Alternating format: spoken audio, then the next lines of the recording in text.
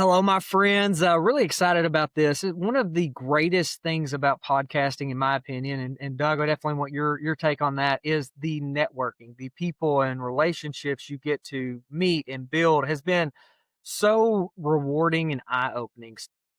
You know, Petra is one of my best friends in the entire world. We talk all the time. But Doug, you have been a previous guest on my podcast as a dentist and a fellow, I guess maybe student, for lack of a better term, of Dr. Cruz. And so you reached out and, hey, we're seeing some things that I want to talk about. So can maybe get like a little group discussion going. So what is it that your goal is on having this talk?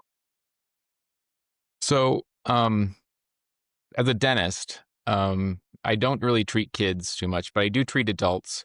And so my one of my main quests in talking to Dr. Jack is to talk about how jaws grow, how things happen, how we're born. Well, how are kids born with tongue ties? How are kids born with not able to breathe? And the apnea world is a big issue in the world of dentistry today. My two podcasts with Jack have been very eye opening. My last podcast I was mentioning because the orthodontic community is very apt to jump in and expand kids because we want to make sure that the jaws are growing. Mid face jaw growth is a big problem today. We're seeing adults that don't have are deficient, and we have the tools in dentistry to actually grow jaws. We can actually do that quite well, but unfortunately, it doesn't really get down to the root cause. It's kind of like a couple layers above what the root cause is. And so in my last podcast with Dr. Jack, he kind of jumped all over me, when I talked about expansion and that most kids are going to need this, and he's like, "Well, like why? Like you don't have to go down that road if you just do these certain things." And he talks about his protocols of getting the kids outside, getting the kids grounding. And when he's talking about this, I actually started to think about Logan's first podcast with Dr. Jack about his 4-year-old boy with stage 4 cancer. And the prescription that Dr. Jack gave for both of those things was basically the same thing. Now, I'm not going to say that stage 4 cancer and a deficient jaw are identical because they're two separate things for sure. But as you go down the quantum biology route, you kind of start to understand how the mitochondria works and what happens in development. And then that actually leads me to that thought leads me to a question my nephew asked me. He's 26 years old. He's newly married and he's thinking about starting a family. And he's like, Doug, he's like, what do I do?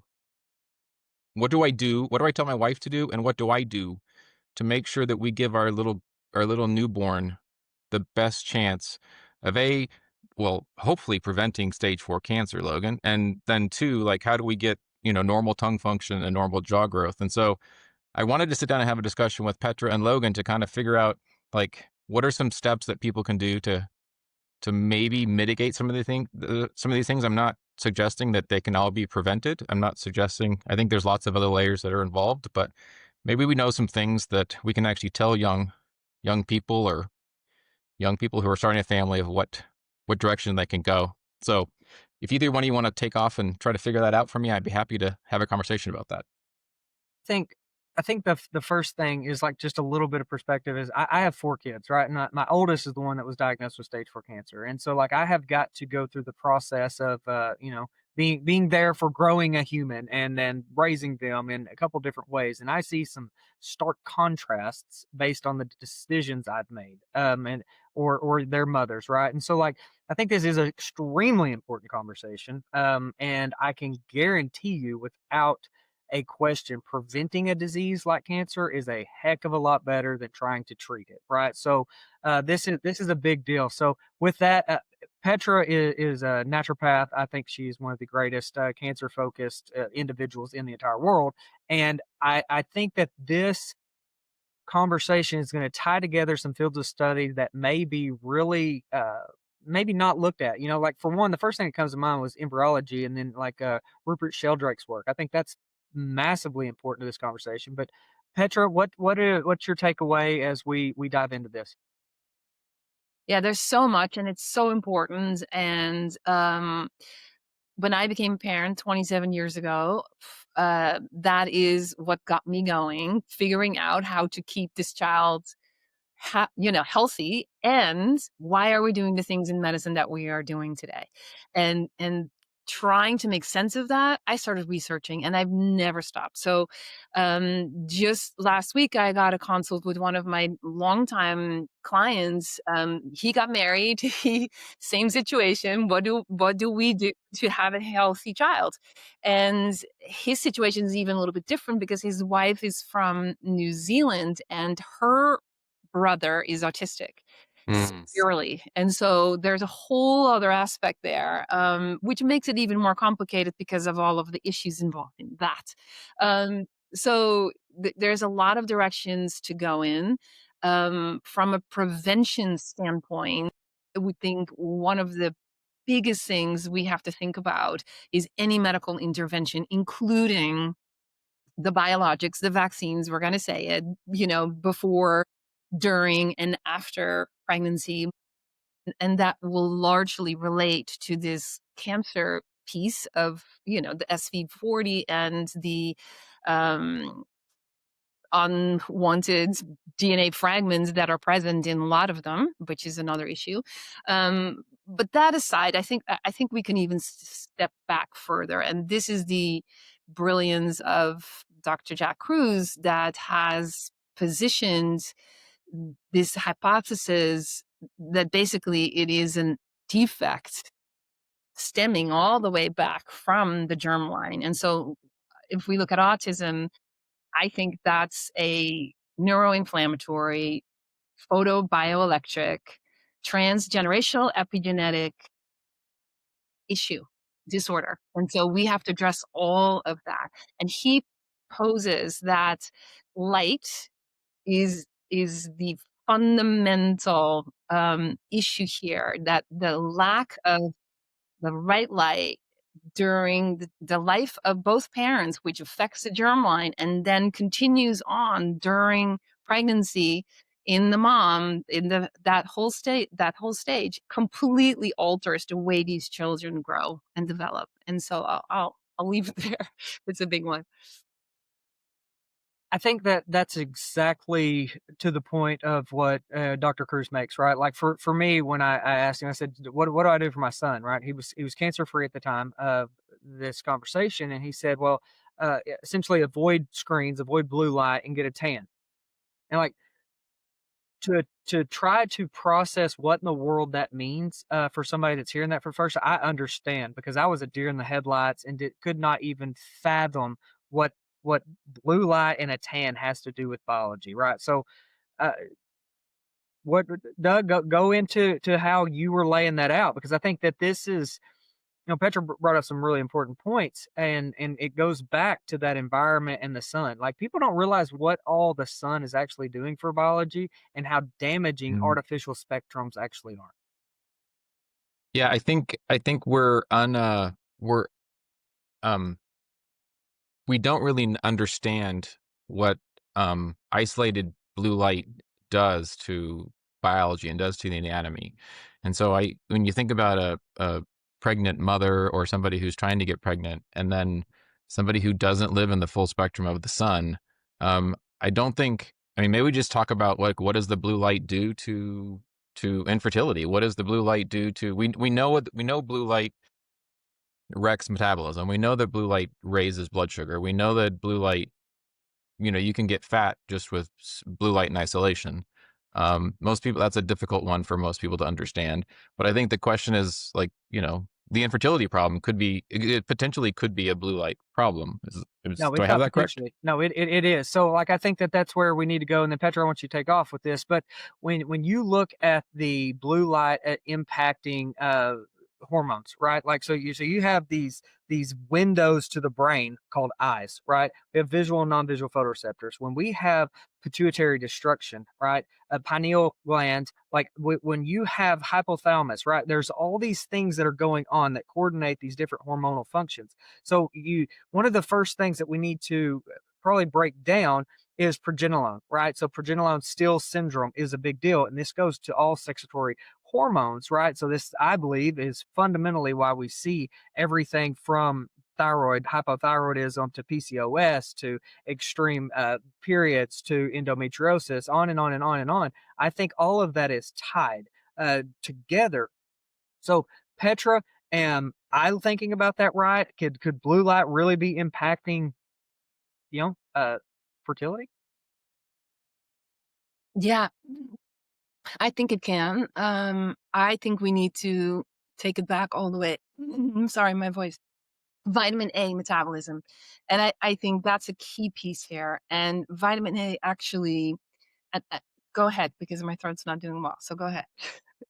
You can tell this one. So, in your visual photoreceptors, right? Like the big thing that you need to realize is that the way in which we see, right, is this liberated vitamin A, right? Vitamin A is separated; it causes a radical, and then we have a reaction, right? So, like the big thing is that in in the system at which we have appropriate light, you get the normal function. But when you're constantly exposed to this liberated vitamin A, this radical that goes in just starts wrecking and breaking all of our heme proteins, that causes a cascade of negative effects. I think that's the big point of overstimulating blue light and liberating vitamin A has d- just terrible effects.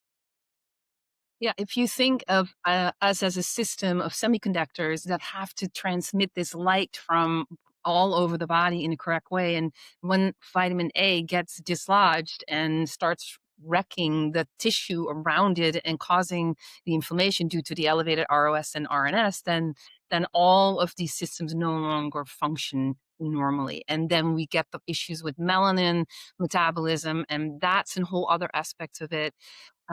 So there it all goes. But the good news is there's many things we can do. So that's really what we should be focusing on today, because honestly, we want to help your nephew Right. give birth to a uh, Yeah. child, right? So what are the because the vitamin A problem is actually tied to vitamin D as well. Is that correct? So if we're not able to build adequate vitamin D stores, we actually do get rogue vitamin A. Is that too simplistic, or is that kind of like a layman's 180-foot view of what happens there? Well, I often look at another way at the vitamin D piece and vitamin A. I think vitamin D supplementation actually wrecks this whole piece, and that's very important. And it actually downregulates the RXR, the retinoid receptors, and then you don't have this dimerization taking place, which can bind to the section on the gene for transcription and give us all of the benefits. So I think vitamin D can regulate a lot of it, but we need to get the vitamin D from the sunlight, Right. right? Because we do have the vitamin D receptors inside of us, and so I feel like the supplementation actually messes up that process too. So I think that's another problem with the supplementing of the D. It actually messes up the VDR receptors in the gut and everywhere else, or every other place it's located. So I think the sun is the best source of vitamin D, and the best source of vitamin D actually helps regulate the vitamin A problem too, because that's the sun, right? That's right. That's right. But And you do infra require some animal proteins too, some animal foods, Yeah, to the vitamin A. yeah. This is another piece, you know? Yeah. Diet Yeah. at some point, right? At some point, they do need that. Yes. Yeah. Yeah.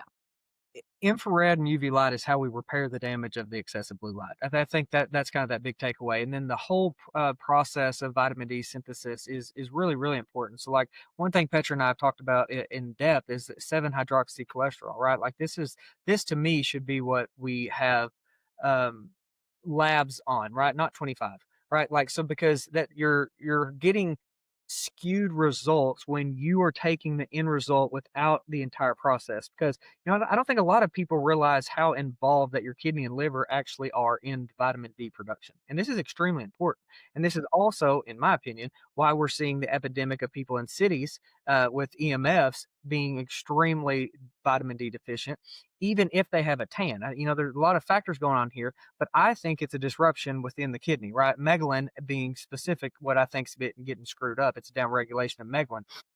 So if if we are omitting the sun production of vitamin D, that entire process that I believe God designed is not working. It's not working at all, and you're skipping it, right? It's like a spray tan, and you think it's the same as a tan. It's not, right? So when you look at the supplementation of what is going to be recommended by an OG, I honestly, I just kind of want to throw up when I think back to what we did.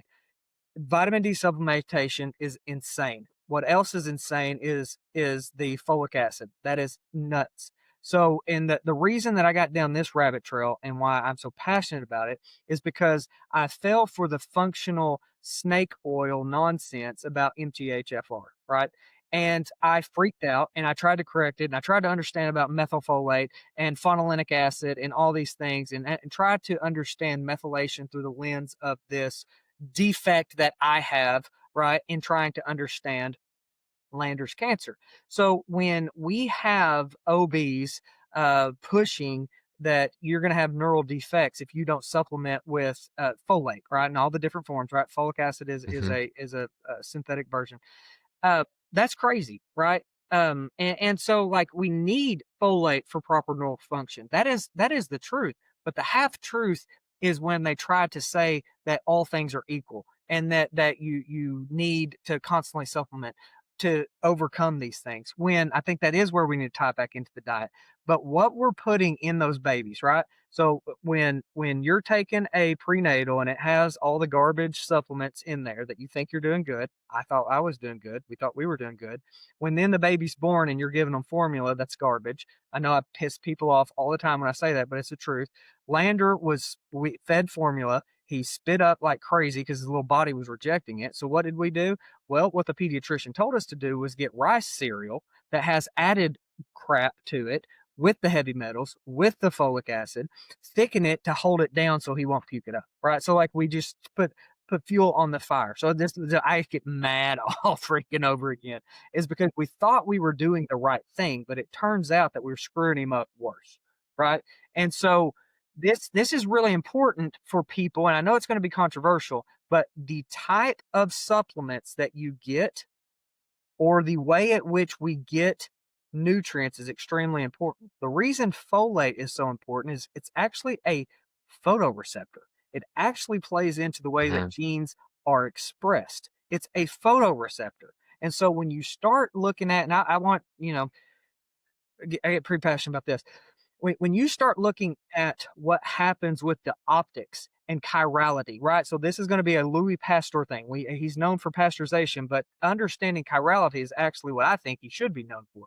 When you take a synthetic molecule that has right and left-handed and you put lights in it, you're going to make the light shift, right? Just like a prism on the Pink Floyd album where it comes in and goes out and it breaks. You're throwing off all the biophysics within that little body when you put a fake supplement in there based on what natural chirality should be like, and it's doing the opposite. So we're hypermethylating people that have MTHFR because they think they're doing a good job by supplementing folate.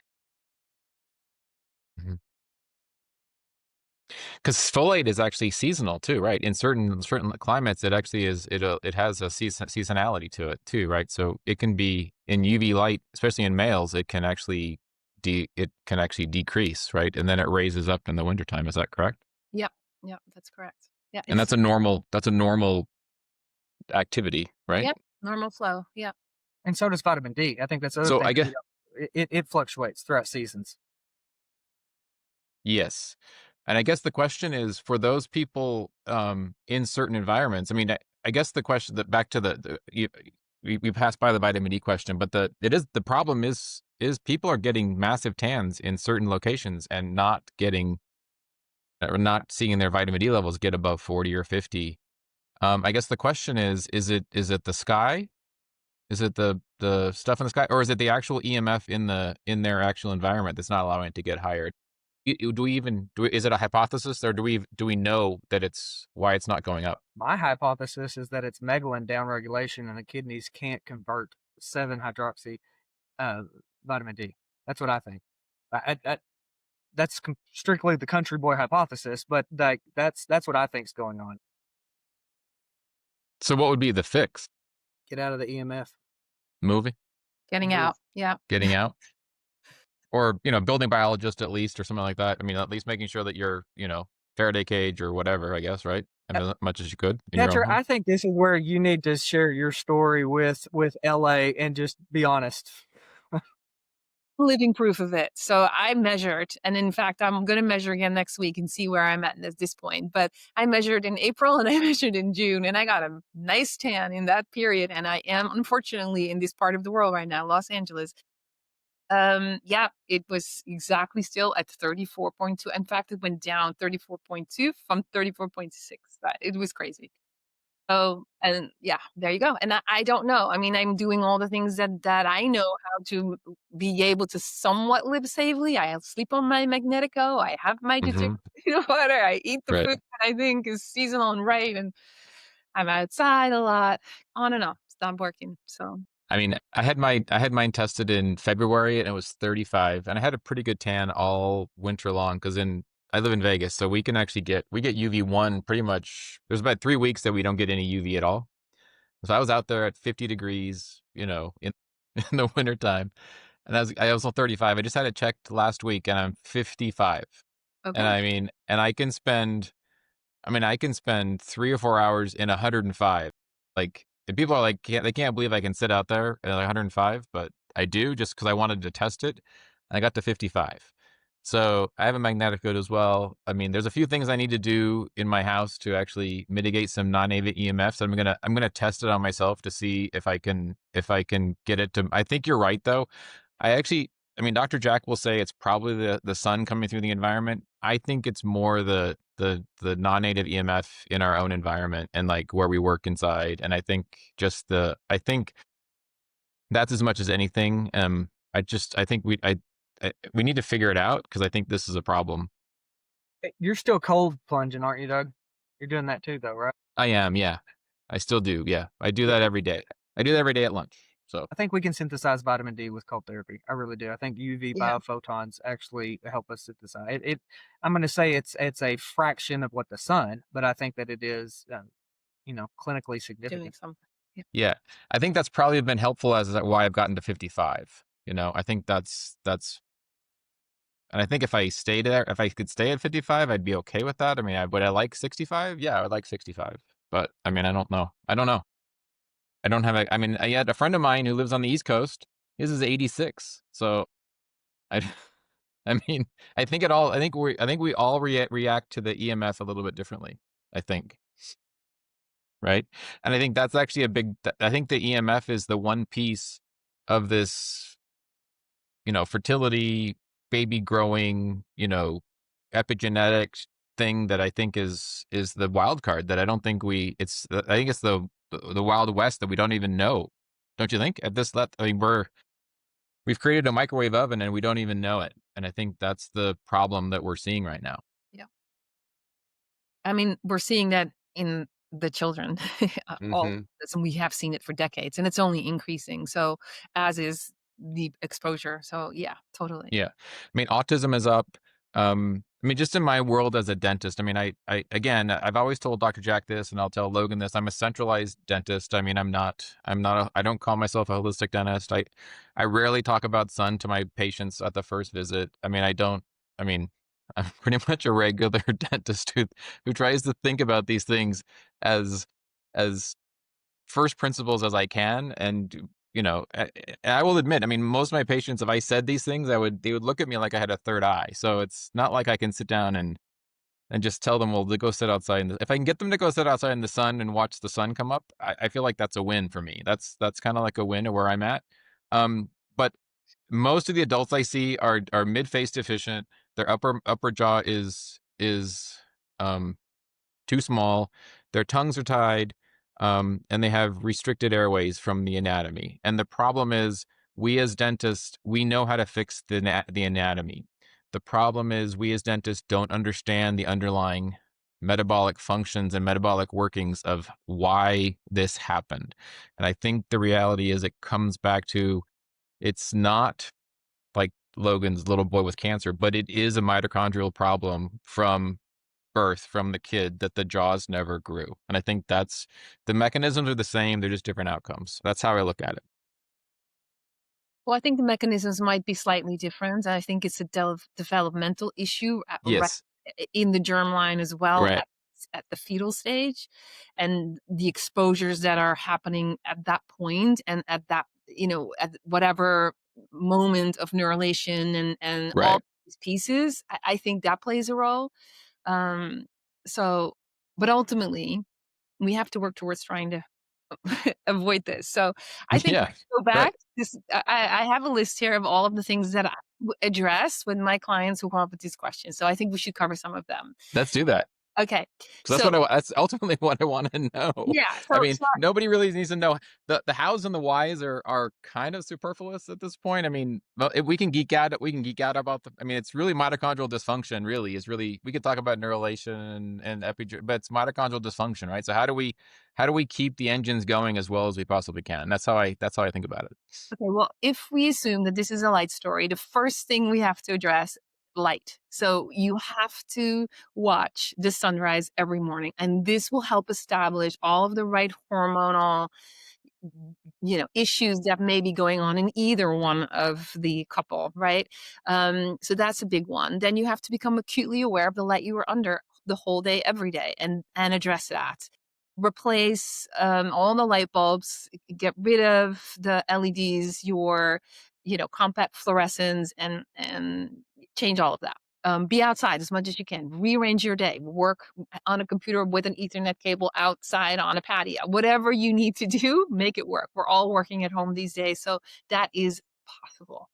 Um, then you have to ditch your sunglasses and no sunscreen. Yeah, those are key pieces as well. You have to rebuild your melanin and your dopamine pathways, crucial pieces. And we can only do that with sunlight. We have to be out there as much as possible. Okay, then you have to become really aware of all of your electromagnetic radiation that you are exposed to. So manage your tech. Understand that we should not use these laptops without an Ethernet cable. It has to be done that way. Same thing for your phone. There's all sorts of ways that we can really reduce the amount that we are exposed to. Um, Never wear your cell phone on your body. Simple. Pretty much everyone does it. Don't wear it. Don't strap it around you. Don't rest it on Mhm. you when you're watching something. None of it. So those are big ones. Men, get them out of your pocket. They don't belong there. Figure out a way to transport it. Water. I think that's huge. You need to make sure that you avoid fluoride. You have to drink the best quality water that you can have access to, spring water, structured water. Avoid municipal water. At least run it through a reverse osmosis filter if you are going to be drinking that. If you can afford it, use deuterium depleted water for a period of time if you're trying to optimize fertilization. It absolutely is indicated. Are you a Um, fan of diluting it or it's just straight deuterium depleted water? I'm 'Cause, like, diluting you it. Yeah, dilute it. Did it dilute. get to the, like, 100 parts per million or something like that? Yeah, Or that would be great.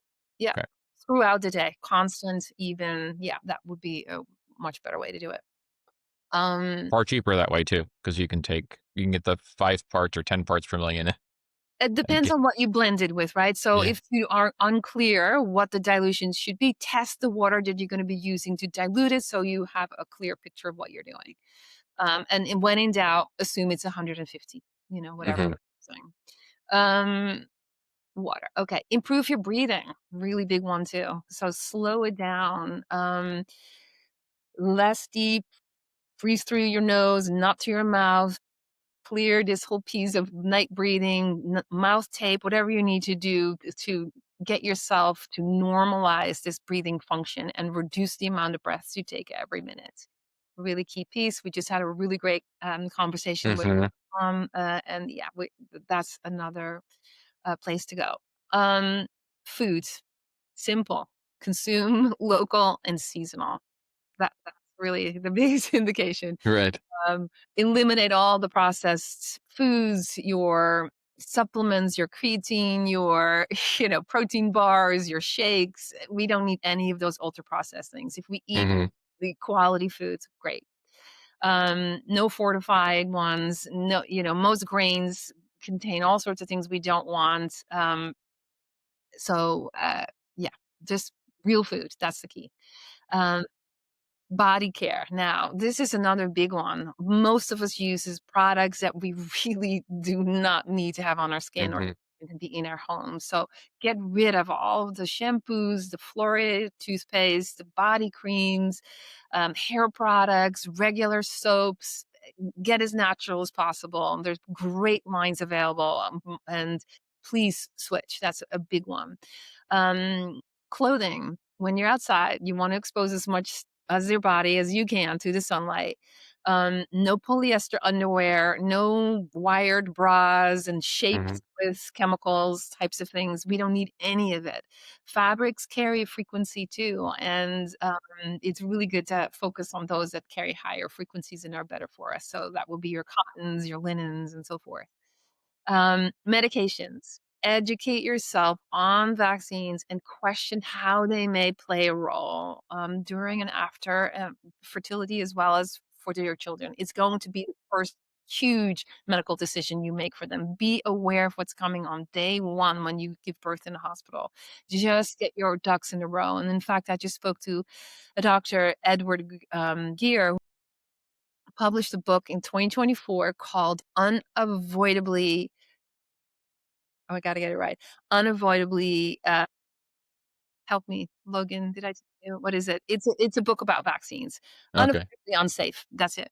And it's all the childhood vaccines. And, uh, yeah, we should all read that, be familiar, know what you're making a decision about. That's it. Don't trust my word, don't trust anybody's Right. word. Just learn, do I wanna take these risks? Is this right for me? And then any medications that someone is on, what should you be on these? Should you try and get off of them? Should you be on antidepressants? And can we manage this differently? And would that give my child a better chance? I think all of those are worth considering. And then, of course, yeah, enjoy life. Yeah. Do all the right things and not make it too complicated. Have sex, Yeah. enjoy it, and And I think the thing that's interesting is like that's a great list of like starters to get going, but I really think it's what needs to happen even after the little one comes. I mean, so say you've it's like Logan said, I mean, the first, 6 months to well, the first well, from birth to 3 years old makes a big difference too. And so anything that you do in those periods of time needs to be um considered as well. I mean, I think Dr. Jack is one in one of his podcasts. He mentioned that his mother like ate salmon or sardines or something like that, like when she was pregnant, and that's why he thinks he's like his brain is just smarter than other people because of what her diet basically. So I mean, I think these are all things that are very important during the whole entire process and that continue on even after they yeah. come along. I should add that for pregnancy, another piece I think is really important to think about is limit the ultrasounds. They really Mm. are not a good thing. And if you really dive into it, that information came out way back in the 70s and 80s. And we know this is also radiation. And it's an issue. It's a definite issue. So And if um, you're over 35, it's like, isn't it like almost monthly? Or I mean, they're- they've it's gone frequent. Yeah, haywire with this. No, and yeah. in Europe, they're Maybe doing not monthly, but it's often. it's a lot.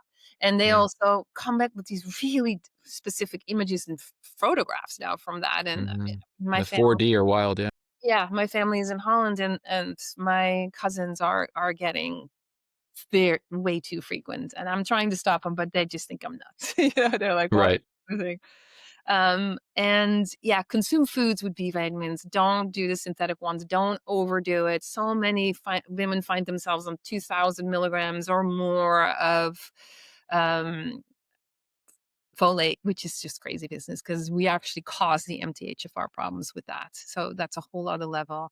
And one last little, piece: anemia during pregnancy at the end of the time it comes, that's normal. It's okay. Don't need to give them iron. And there's this amazing paper from over 100,000 women that they tested in the UK, and they found that those women who had supplemented with iron in the third trimester all had more bleeding and greater issues during the birthing process. So there's something to we really need to think about this. Hmm. Yeah. Because I mean, you actually wonder about like the kids' allergies. You kind of wonder about the kids who can't breathe, the snotty nose. You kind of wonder like how all that's definitely all related to what happens when they're just come out to this world, right? I mean, that's kind of like the centralized approach would be like if it's say he's like Logan's kid, he's allergic to the formula or he's whatever, so that he gets you got to feed him something, so feed him something and we'll deal with the allergies later. But then the allergies come and that creates a whole cascade of other problems down the road. So I mean, I think those are all issues that I think are sort of related in that world, right? Yep, absolutely. And there are others, there's others data that show that early supplementation with vitamin D actually increases the allergic issues that children have, which I thought was also fascinating because that's being promoted right now too. Kids, Right, give them drops. I'm like, no, right. don't. What about the vitamin? I mean, vitamin K is kind of like a big that's like the first thing the kids get in the hospitals, right? I mean, isn't that pretty common for most kids because they're worried about a It's bleed or something like it's that? common and it's toxic and it should not happen. Yeah, it's a terrible idea. Hmm. And it That's contains that's a luminous. hard one. Isn't that a hard one for parents to even say no to? I mean, is That it? But Yeah, I think it is, it's. but you have to make your case. I mean, I remember when my daughter's 17. I remember they offered her the Hep B like in the hospital, and I'm like, Why would you give an infant Hep B like a vaccine? Why would you give an infant Hep B? I can't. It's a sexually transmitted disease, or it's a bloodborne. Unless you're planning on not using sterile technique in the hospital. I mean, there's really no. I mean, my infant's not having sex for a long time, so there's no point in that at 0 days old. I mean, she got other ones, but she didn't get that one. So, but I mean, I feel bad for parents now with the whole the vaccine schedule is kind of crazy. My fourth child is the least medically intervened, and she is the healthiest by far. Mm, I mean, so like I can look at all four of them every day and just be like, yeah, because I know what every one of them have been through, right? So God forbid we yeah. get more of the extreme of like what Lander. But it's Petra, I think your list was absolutely phenomenal. A couple things I want to just highlight is I know a lot of people that sleep with their phones charging under their pillow, and that is insane. The phone should never be in your hands if it's charging, for one thing. Um, a lot of women will put a laptop on their belly. That's crazy, right? That is an EMF bomb. The belly never seeing the sun, I think iPads that's huge. too. iPads, yeah, Same. tablets, The iPad is a problem too. huge, huge problem. So the the way I look at the amniotic sac is it's an infrared bath, and I think that we need to charge it with the sun. I think bellies should be in the sun. I think that's such a beautiful way to take care of our kids. You've got get palm C in the belly, right? Like this is where we need to be just charging, and that's a reason that the skin does what it gets thinner. Right? I mean, it's all right there if you just think about it, right? Just embracing the sun and reducing the artificial. Like in a nutshell, that's really just every chance we get. Is this a natural design or is this a man-made design? And like just go towards the natural. Hmm. Um, I think to me, if I was going to supplement, like I was trying to go back and think about all the things we've done, the supplement that we would do, it'd be small fish like mackerel. That would be the supplement. Right? Like, well, we got minerals, we've got our DHA, we have our just folate, we got our B vitamins right there. Like, that to me is the supplement of choice. But egg yolks. Doug, you mentioned the ear infections and sinus stuff. I firmly believe so much of that is the garbage that we're feeding our kids. So the formula, the pasteurized milk, all of that creates this mucus and inflammation response that allows for bacteria and fungus to get in there and cause some sort of a reaction. And so, like, as crazy as this, and I know that I'm going to lose some people here, but I had a ear infection because I got excited about cottage cheese here for a minute, and I just oh, I like cottage cheese. So I was eating cottage cheese and then just noticed that man, my ear was stuffy, and then before I knew it, I had a full blown sinus infection. My ear was blocked, perforated my eardrum. That was the worst pain I think I've ever experienced, and so I ended up going to an urgent care.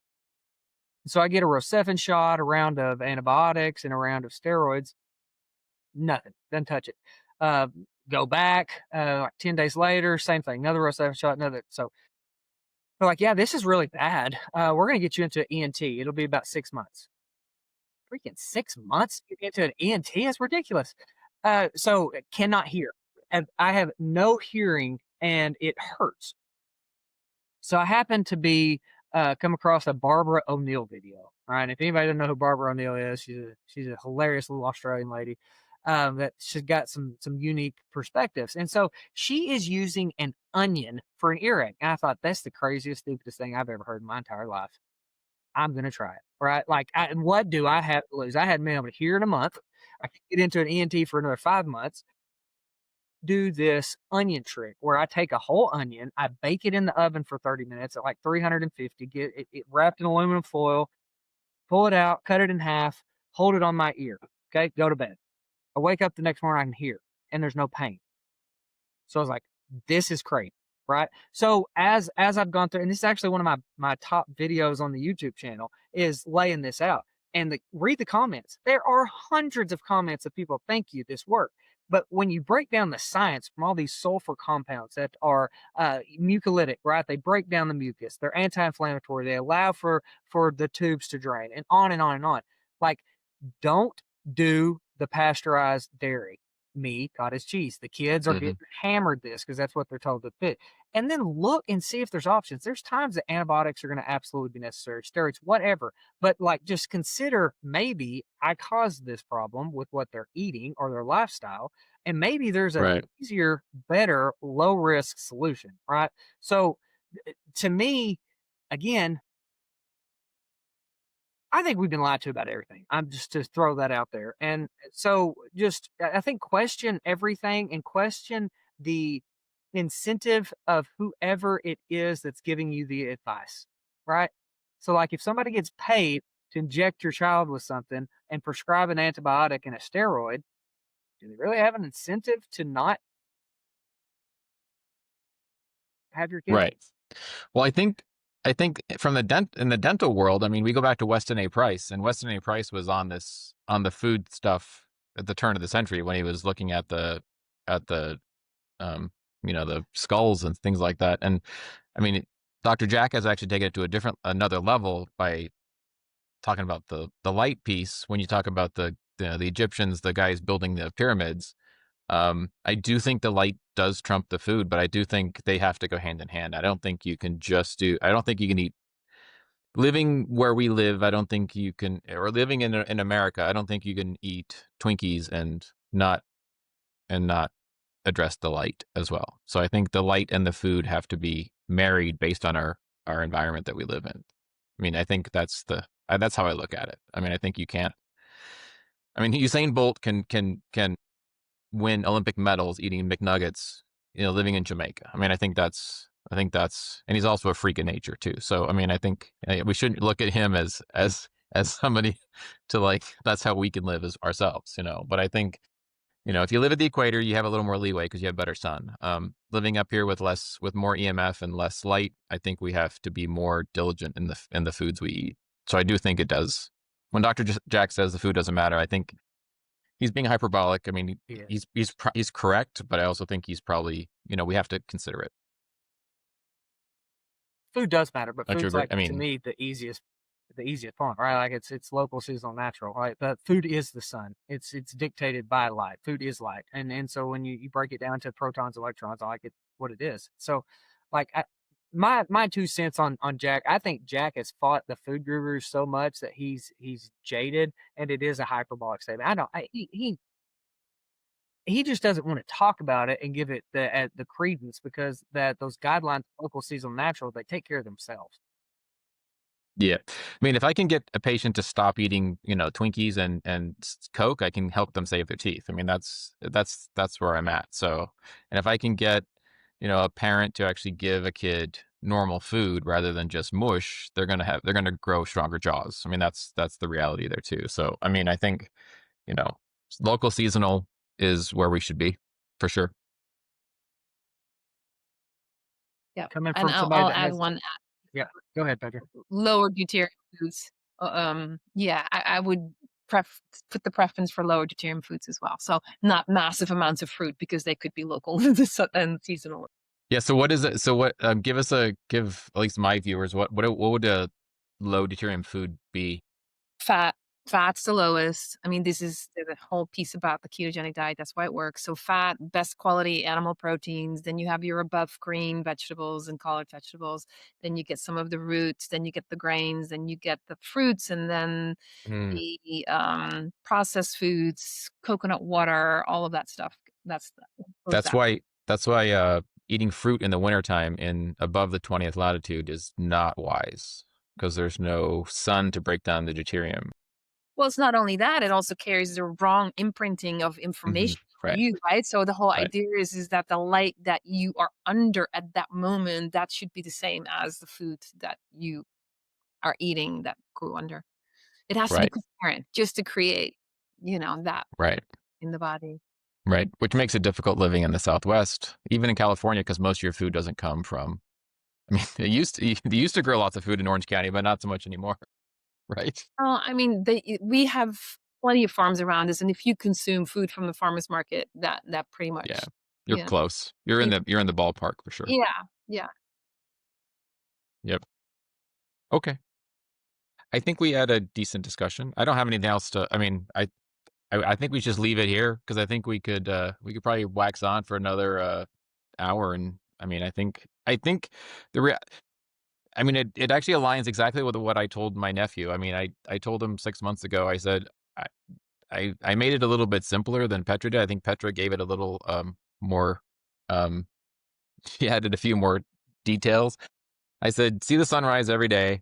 Get your belly in the sun every day. I actually added, they live in Southern California. I said, I think you should go get in the ocean every day. I think you should go get in the ocean every single day because the ocean is a Faraday cage. So I think you should go spend, I mean, safely. I mean, don't go, but just go get in the ocean, go get in a body of water, um, eat local, seasonal, natural, um, block blue light at night, see the sunset and block blue light and be happy and healthy and raise a great kid. That's pretty much what I that was what I told her. So Nailed so it. that's what I told him. So I think if people just did that, I think that would get you a long ways towards having happy, healthy kids.